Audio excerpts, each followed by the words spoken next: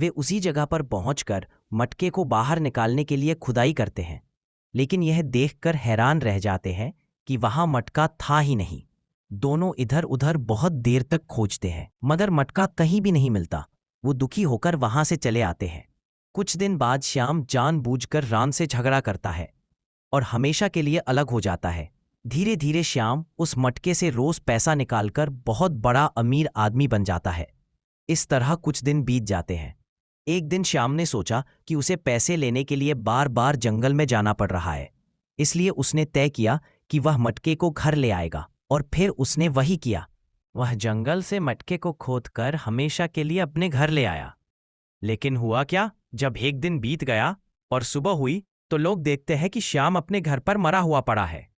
यह खबर बिजली की तरह पूरे गांव में फैल गई। राम ने भी जब यह सुना तो वह तुरंत वहां पहुंचा। उसने देखा कि श्याम वास्तव में मरा पड़ा है और वह मटका उसके पास ही रखा हुआ था। तब राम ने सोचा कि श्याम ने जरूर जंगल से वही मटका घर ले आया था। तभी वह अचानक बहुत अमीर बन गया। मगर एक बात राम के मन में बार बार खाए जा रही थी, आखिर श्याम मरा किससे? उसे यकीन हो गया कि श्याम की मौत जरूर इस मटके की वजह से हुई होगी। इसलिए उसने निर्णय किया कि वह उस मटके को बूढ़े आदमी को वापस लौटा देगा।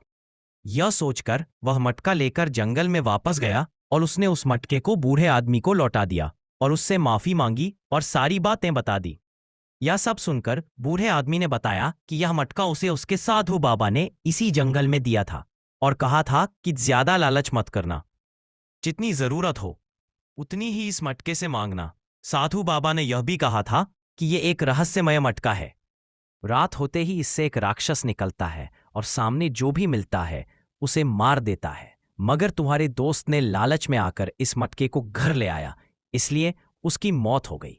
यह सुनकर राम और वह बूढ़ा आदमी फैसला करते हैं कि इस मटके को वे साधु बाबा को वापस लौटा देंगे।